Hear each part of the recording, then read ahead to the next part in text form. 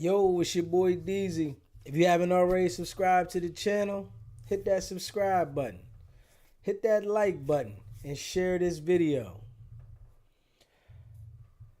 We're going to talk about a few things today, and we're going to get right to it.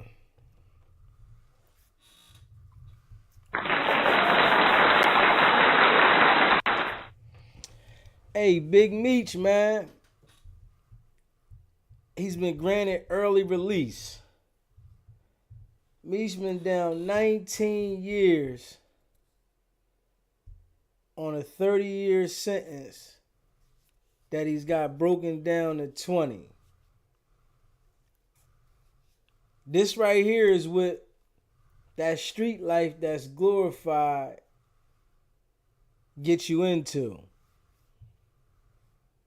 Meech did a lot of time, and I'm sure he's had a lot of fun while he was on the street, but when you go look at it and you sit down and think about it, was it worth to sit in jail for 20 years? Was it worth missing that much time out of life? My life expectancy is to go to 80. Some go to 65, 50. So to do 20 years in jail, the things that's glorified, is it really worth it?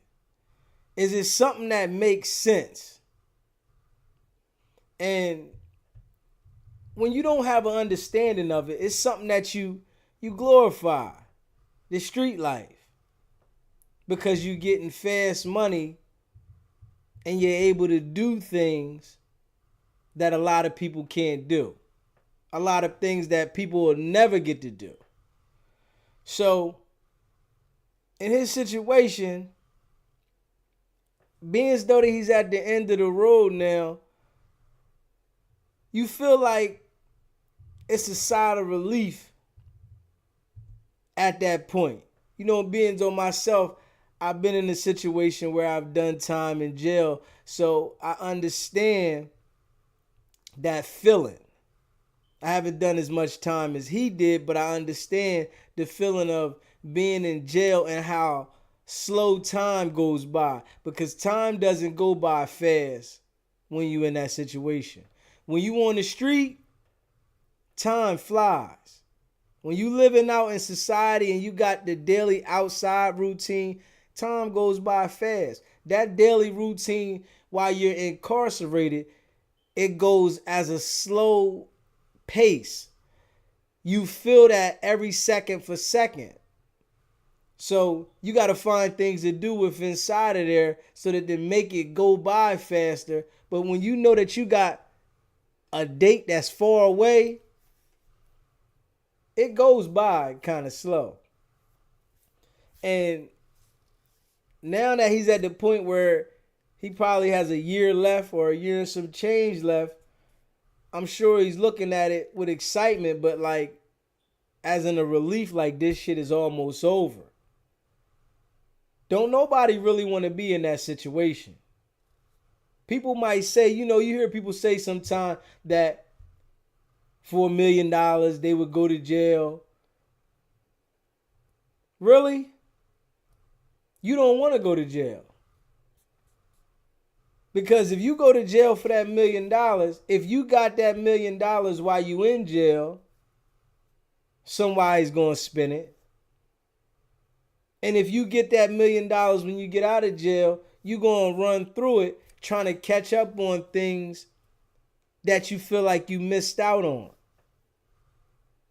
So the saying doesn't outweigh the reality of it if you was put in that situation. I'm just happy that the brother's coming home. And I'm sure that in the situation of him coming home, he's going to have a lot of opportunities, being as though him putting himself in that situation. Even though he sold the rights to his story, but he's still going to have some opportunity from being in that situation. And it's crazy how people can live in the world every day and be out in the world and don't have the same opportunities as, well, they do have the same opportunities, but it's not given to you as much as a person that has went to jail for doing wrong in the world's eyes, and they come right home and able to get put right in position. And the world glorifies this because of the situation. Because these people are able to come back and be like, here I am, and everything's handed to you. Everybody wants to deal with you because of your known status of the things they put you in jail for. It's a crazy situation. But I'm happy the brother's coming home. You know, somebody helped him put some motions, some petitions in to get his time reduced. He got his time reduced one time, and now he got his time reduced again. So he had a 30-year sentence, got it knocked down to 20. I'm happy for the brother, man. Definitely. Definitely happy for the brother. Because nobody wants to be in that situation. You know? Yeah, man. And I was hearing about Porsha. Porsha from the Real Housewives. She's been married a few times. And in this situation here, she's been married for 15 months. And she's filed for a divorce. Some people might say it's to help him out because he got some legal issues and some lawsuits. But you got to think about this. If she's going to gain from the situation and able to move on, why wouldn't she? She's already numb to this being married. Once you do things so much, you get numb to it. It becomes common to you. It's regular. She's been married a few times, and she's married people that had money. She done developed getting her own money. So in these situations, I know that women want to be married, but at this point, it's like you go for self. What benefits you? You deal with the situation that's going to benefit your well-being. That's going to make you happy.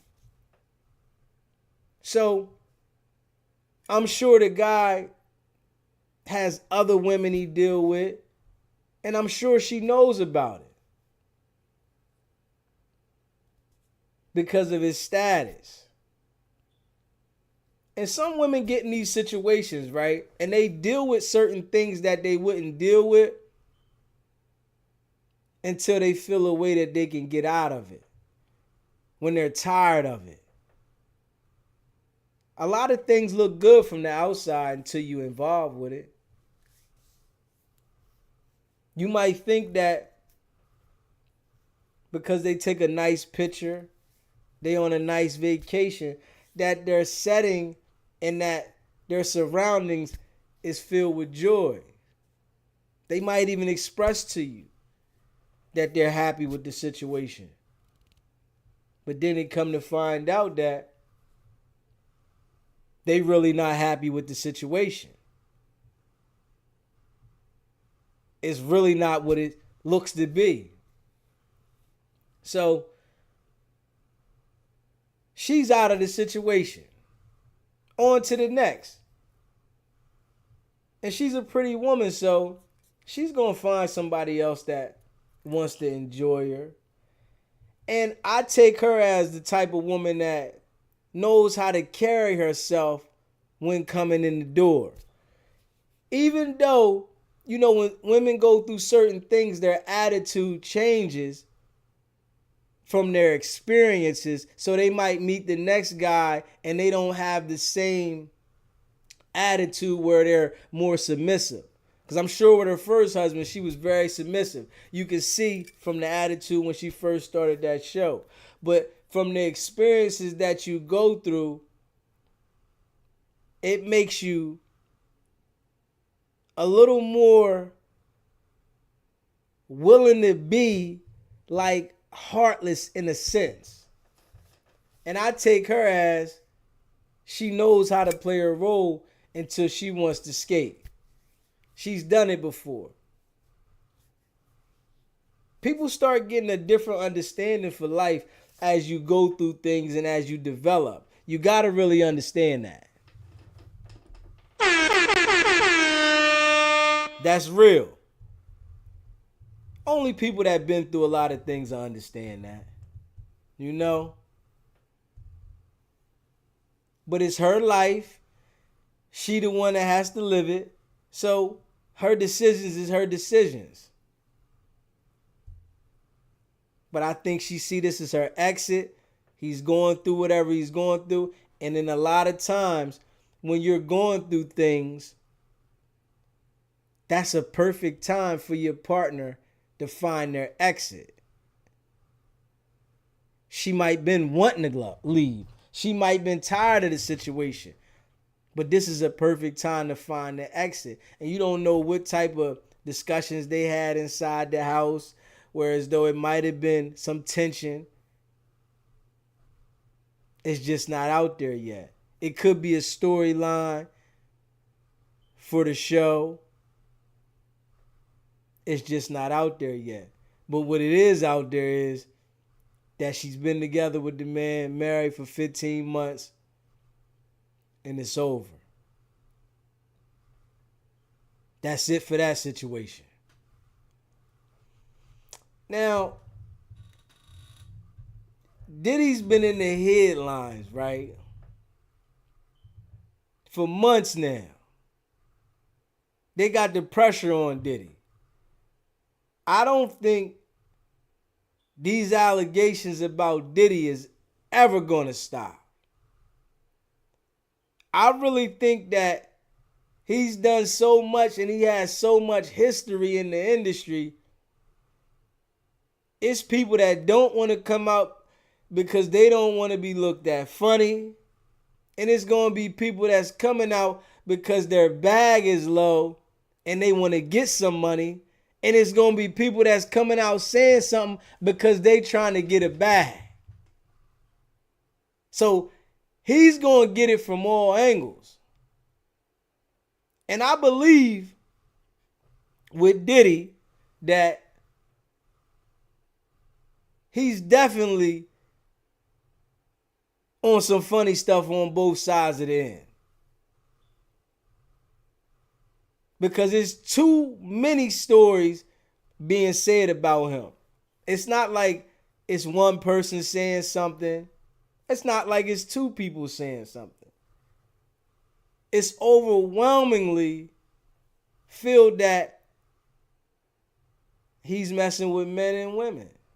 And he's making them do certain things against their will, putting the pressure because his position and his character is totally tarnished. There's nothing he can do to come back from that. I really think that eventually they're going to come up with some charges for him because just like we're hearing this as the regular people, the law is hearing this too. It's just going to take the right prosecutor to want to put the pressure on him, to have enough evidence and enough people that want to come forward to testify to put him in that situation. Or one person that's willing to testify and not just looking at it as they're going to financially gain from the situation. This is my thought. With the Meek Mill situation, Meek was never named as the person it was the accuser alleging that somebody that messed with Nicki from Philly. And I really don't understand what that had to do with the guy's lawsuit. But he threw that in there. So it's like I can't put that bone on me because there's no proof to that. And I know that they got the bots out here. When they want to boost your situation up on YouTube, them bots are boosted to everybody, and our minds is programmed to go with the bots push out. When they start pushing that information out, our minds is programmed to agree with it. To say, oh, this is it. If somebody's going through something and they push something through about that person and say somebody's connected to it, the bots is just designed to boost it up. But people don't pay attention to that. They just see that it's all over the blogs and the internet. Then that means this is what it is. That this situation is correct. That's the programming that we under. Now with the social media and the internet, that's our programming. So I can't put that bone on me until it's something that's shown, not with somebody saying, not even naming him, but referencing a situation from somebody else, and then the world trying to put the situation together. I think that's whack right there. And for the person that did it, but didn't want to name the person, that's whack. It might have boosted Meek's sales up with that situation because it put a lot of focus on him and he dropped new music behind it. He said, listen, since I'm being talked about, I might as well drop the music. The world will definitely hype you up and then try to tear you down. So you got to know how to ride the wave and get through situations at any level. Because a lot of people are going depressions for situations and then want to do something to themselves behind it. So you got to be strong through all situations. You got to know that when you at the top of your game, people going to be hating because they can't get to the top of their game. You got to understand that. It's designed for the people at the bottom, at the regular level of life, to want to pull the people at the top back down. It's designed. Because you look at these people at this level up here and people worship these people, right? So they're so throwing in your face of the things they doing and you can't reach it. So when you find an outlet where you can feel like you can reach them and tug on them, the world do that. That's what they do. And I feel that you shouldn't even worship these people that are at them levels. If you enjoy something they do, enjoy it. I agree on that. But don't worship them because they humans. They just was put in the situation.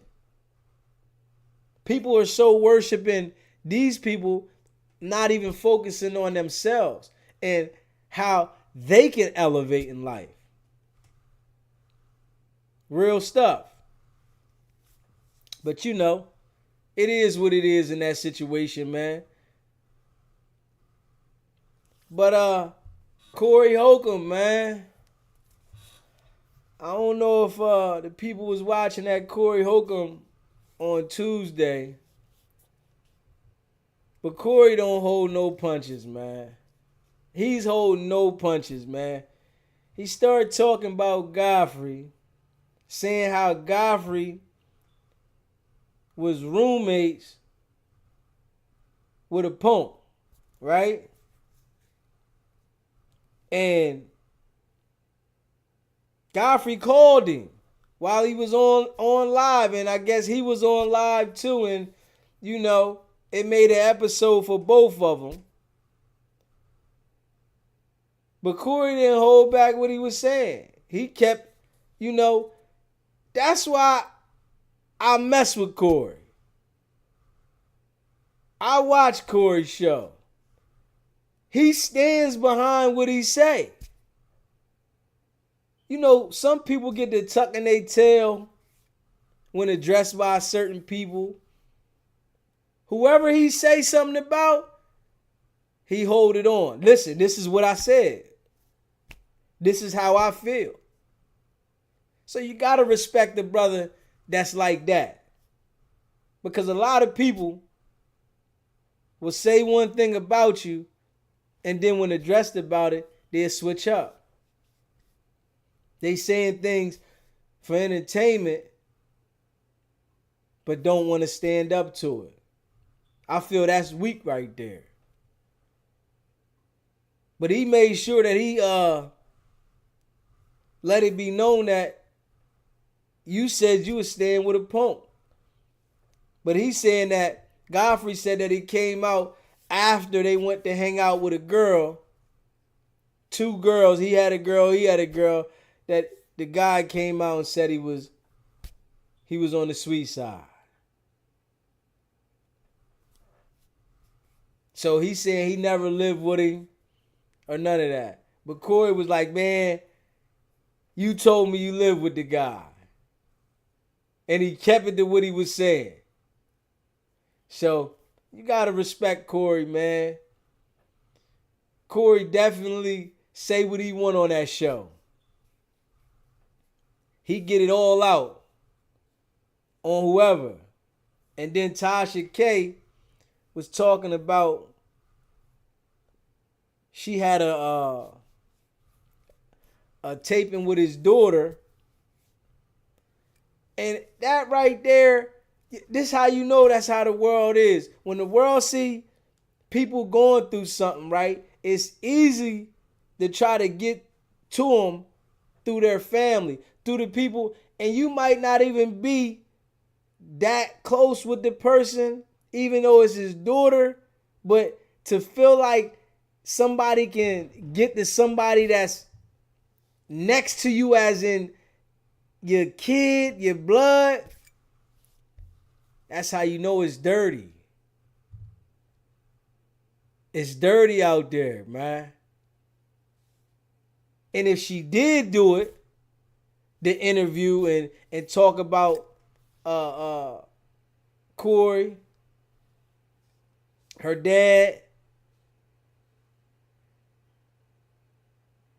I would never want to reconcile that. Like, he can leave her, like he said he wants to leave her something. But that right there, when you got like somebody like that go against you, and in today's world, kids will go against their parents easy. Easy. The design is different. They'll go against their parents and side with somebody else easy. Crazy. So I'm hoping that she doesn't have an interview with her, for the sake that I can understand where he's coming from.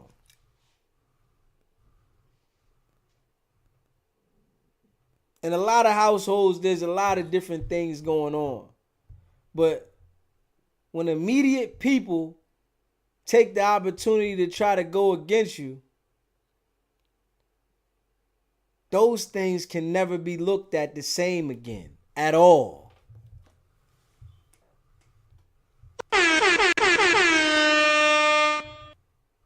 There's no way you can look at them the same.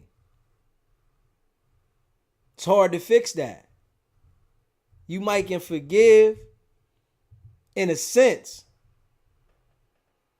but the trust is dead. And you know, when you at a certain level,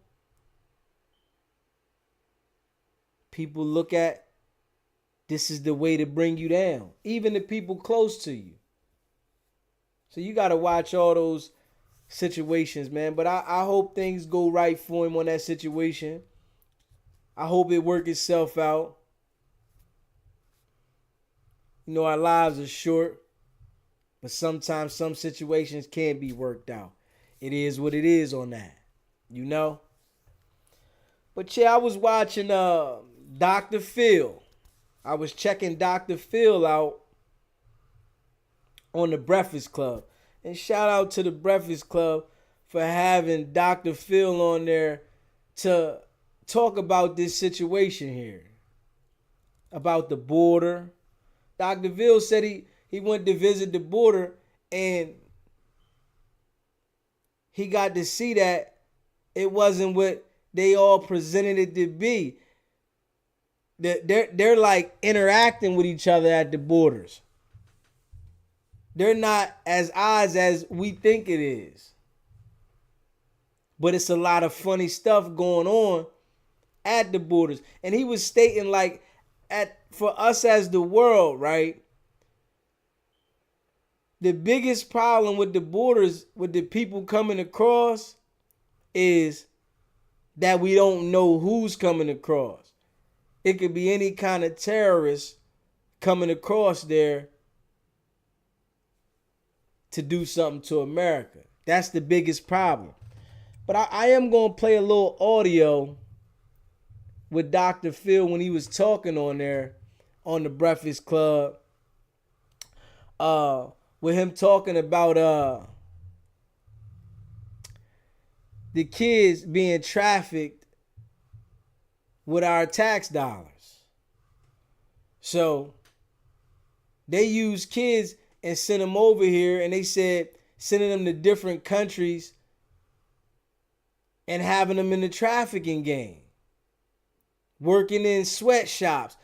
And then he said they're using the kids, and then what they do is they send them over with families. And I guess it's easier to get across the border when you got kids with a family. So they use the same kids over and over and send them across with different families. I'm sure that in some way, the people that's coming over, they got to pay somebody to get to that point to come over. So it's a game that they're playing at that level to benefit financially somewhere along the line. But I am going to play that audio with Dr.phil. I'm going to find that audio, though, with Dr.phil, though, because he was definitely saying a good message and, you know, enlightening people of what's going on in them situations. You know what I'm saying? And Dr.phil was definitely talking about how when the smartphones came, how the world changed, you know, how kids is not interacting no more. They like more on social media. They really don't have friends like that. They just focused on social media instead of focusing on things in their life. They're focusing on things with people that's on social media life. So, and it's crazy. And then he was talking about how us as the people, we check our phones on an average of 352 times a day. So the majority of the world is just stuck in their phones all day. We don't got the time We don't use our time to go out and be involved in things anymore. We just on social media. That's what's going on.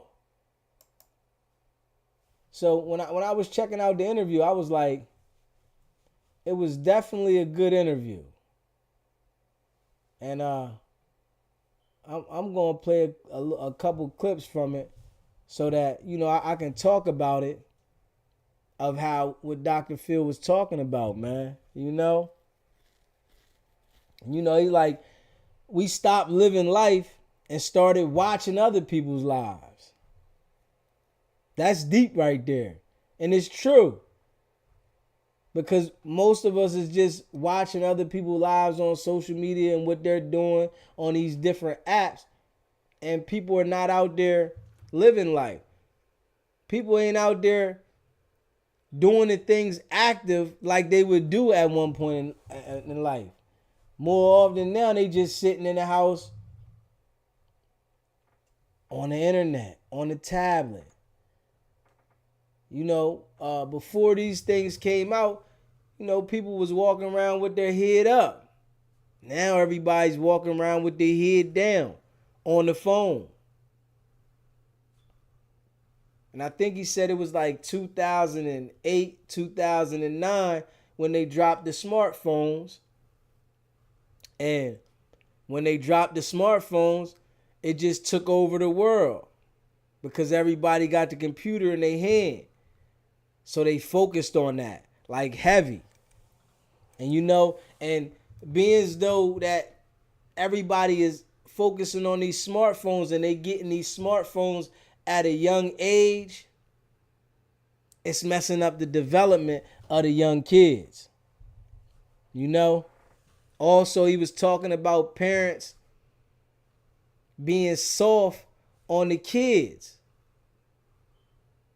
So now the kids is not developing the same. The parents want to come to the rescue of the kids so much and not letting the kids have that experience so that they're able to do things on their own as they develop when they get older.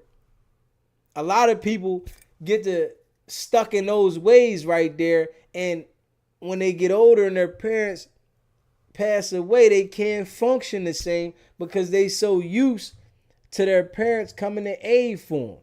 It's hard for them to function. So what I'm saying? And and also, he was talking about the people that's in charge, that's running the world. They need these problems that's going on in the world so that it gives them a job. Basically, he's saying like, these people in positions, they don't want to fix the situations because then it doesn't give them a job. And that's deep right there. We manipulate it as if they want situations to be fixed, but in all actuality, it's a reason why these situations keep occurring and things keep happening. And also he was talking about us needing migrants to come into the world because a lot of them come in with the skill and they willing to work. And us as in the world, we say over here in America, we say that they're taking the jobs when they might take some of the jobs, but a lot of them come with certain skills. So Dr.phil was definitely... I certainly don't understand the geopolitical... talking something, man. And I'm going to definitely play a little something of this joint so that y'all can hear it, and then I'm going to talk about it. I asked him straight up, these children that are coming in, they have addresses written on their arms, phone numbers written on their arms. And I say, so we're contacting those people, right? And saying, the child's coming in with this number. Do you know this child? And he said, yes, we do. Are you prepared to take this child? Yes, we are. Check this out. Listen to it. I said, what are we doing to check these people out? I said, is it possible that we are using our resources and tax dollars to traffic young children into prostitution, the sex trade, selling these children, or putting them into sweat shops or whatever. And he said, "Oh, it's not possible. We are." Wow. We are. And I said, whoa. There's a camera right here over my shoulder, right? You're telling me we're spending United States citizens' tax dollars to traffic young children into known sex trade or sweatshops? He said, absolutely. I said, why are you not talking about this? Why are people not talking about this? What the hell? Mm-hmm. And he said, because people aren't asking me these direct questions like you're asking, and I'm grateful for it. Is that legal though? What? Is that legal to be able to do that? No, of course not. But they're saying we're overwhelmed down here. We're sending them on, and I said, this is outrageous. That take the money out of it, that we're funding it. Just the fact that we're trafficking these young children, and it doesn't make a difference to me whether they're Mexican origin, Syrian, whatever. They're showing up unaccompanied, and we're trafficking them on. That's heartbreaking to me. Absolutely. That's deep. That we're doing that. That's deep there. Well, that's why I ask, is it legal? Because shouldn't charges be brought up on those people who are at the border who are allowing those children to get put into sex trafficking? Yeah, you'd think so. Yeah. And he said a lot of these children financially are getting recycled. You'll see children come through and they'll be with a group to make it look like a family. And we'll see that same child cycle back through here a couple of weeks later. It's the same kid. What a different family. They get through and then they send them back around and put them with another group, and they come back, 2 or 3 children come back again. Well, let me ask you, Yeah. So they recycling the kids. They getting paid for that. So a lot of things are definitely out of control with the border. And like he said, we don't know who's coming across. And they're recycling the kids. Trafficking them. That's deep, man. And they only kids, so they don't understand that they're being put in these situations, man. You know? That is a deep one right there. Yeah, that's deep right there. And then right here, like I said about the smartphones. It was like big C-130s flew over the country and dropped smartphones on everybody. And that changed the world forevermore. And it was the biggest change in our lives since the Industrial Revolution took place way before our generations. But the Industrial Revolution changed everything, right? Until that time, we were an agricultural world. 95% of the people worked on farms. With the Industrial Revolution, that started changing. Pretty soon it got down to 25. Now it's 1%. Our agriculture, everybody else is mechanized, working in tech and all that sort of stuff. That changed the world. I think smartphones and technology is the biggest change since the Industrial Revolution.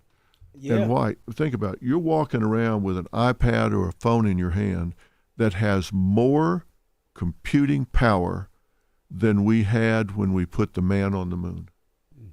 That's in your hand.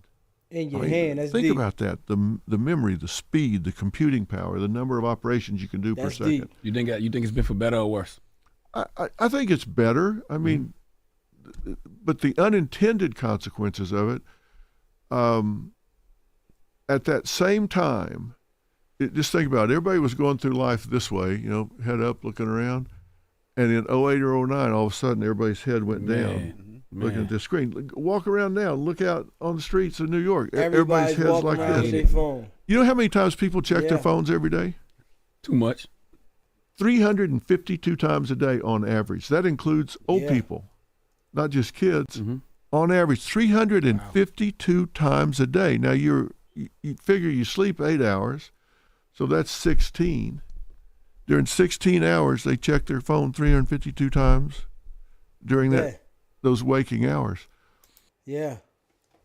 That is something right there. Yeah, man. The smartphones done took over all the way. Yeah.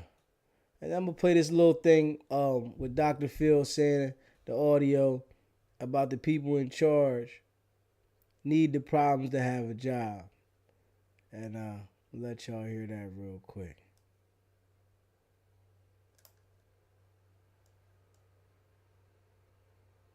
In 5 hours, or we're going to pull the trigger, I guarantee you things would get done. Yeah. Now, we just can't do that. But the problem is we got people in charge of solving problems that don't really want to solve them. Because their job depends on having that problem. They need that problem to justify their existence. They need that problem to maintain this huge bureaucracy, to maintain this big budget, this big agency. They need that problem to exist. I think we've got people in charge of solving problems that are not problem solvers. Who do you think would be the best person to solve really the problem? That's really the truth, though. It's people in charge. Trump or Biden? I don't think either one of them have made any traction on it. I think you need to get somebody down there.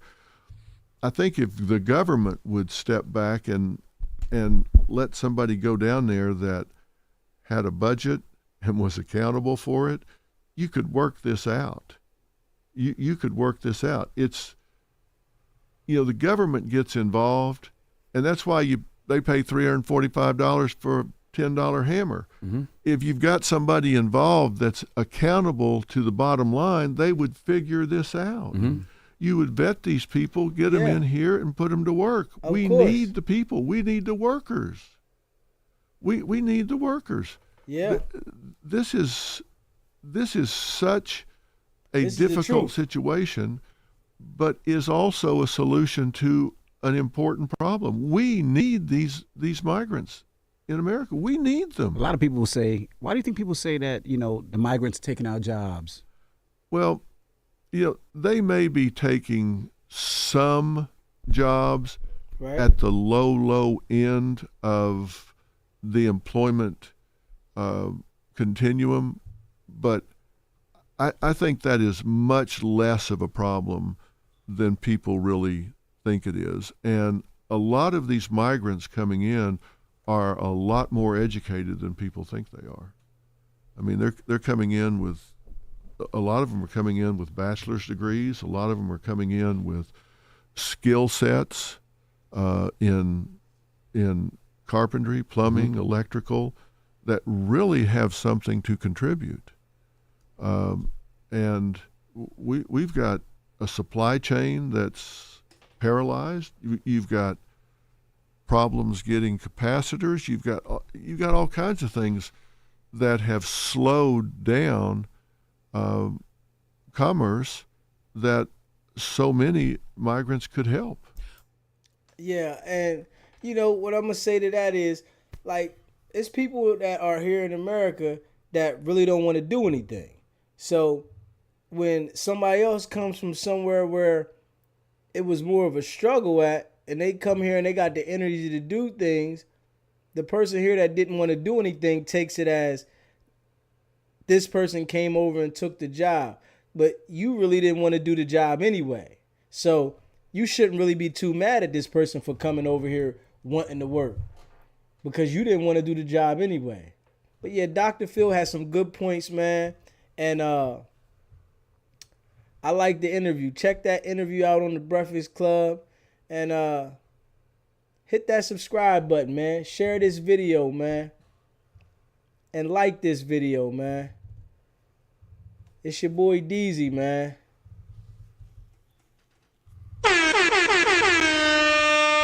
It's not about the setback, man. It's about the get back, baby. We on our way.